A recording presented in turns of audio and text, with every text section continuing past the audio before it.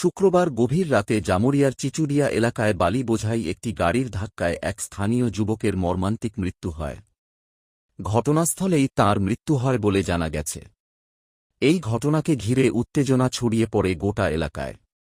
খবর পেয়ে পুলিশ ঘটনাস্থলে পৌঁছালে পরিস্থিতি আরও উত্তপ্ত হয়ে ওঠে।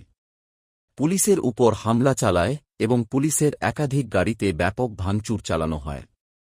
এই সংঘর্ষে এক এসআই সহ কয়েকজন পুলিশ কর্মী আহত হন। আহতদের তড়িঘড়ি হাসপাতালে ভর্তি করা হয়।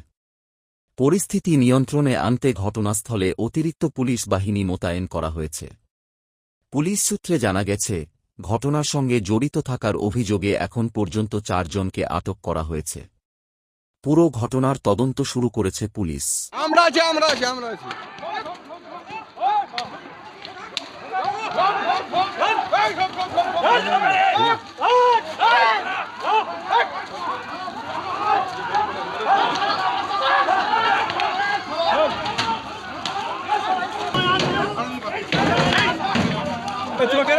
রিপোর্টার দেখতে পাচ্ছি।